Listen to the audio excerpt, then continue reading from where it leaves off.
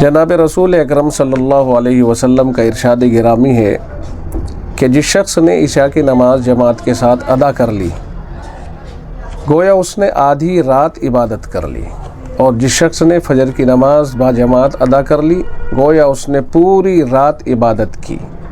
बहुत बड़ी फजीलत की बात है।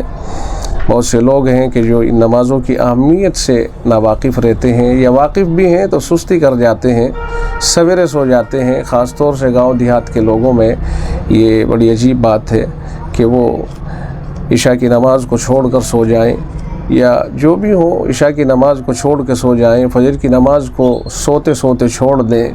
देर से उठने का मामूल, इस तरह से गोया कि अल्लाह की निगाहों में उन लोगों की अहमियत भी ख़त्म होती है और क़यामत के दिन उन्हें भारी नुकसान उठाना पड़ेगा। इसलिए कि फ़र्ज़ का जवाब सख्ती के साथ तलब किया जाएगा, सवाल भी सख्ती से होगा और सख्ती की जाएगी।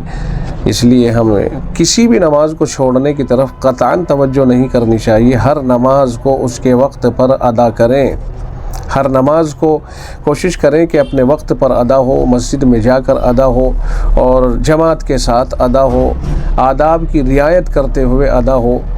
अल्लाह की तरफ से नमाज़ों के ऊपर बड़ा इनाम मिलता है और बंदा नमाज़ों की बरकत से पाक साफ़ भी रहता है, साफ़ सुथरा भी रहता है, कपड़े पाक, बदन पाक और दिलो दिमाग पाक रहता है।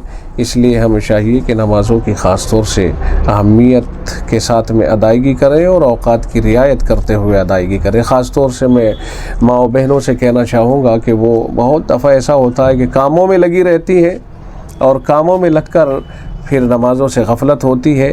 बहुत सी बहनें नमाज़ें पढ़ती हैं पाबंदी से, लेकिन कामों की वजह से देर सवेर कर देती हैं। फजर की नमाज़ भी बाज़ दफ़ा ऐसा होता है कि पढ़ते पढ़ते सूरज निकलने लगता है, असर की नमाज़ पढ़ते पढ़ते मगरिब का वक्त हो जाता है। अल्लाह ताला इसकी हिफाजत करने की तौफ़ीक़ अता फ़रमाए।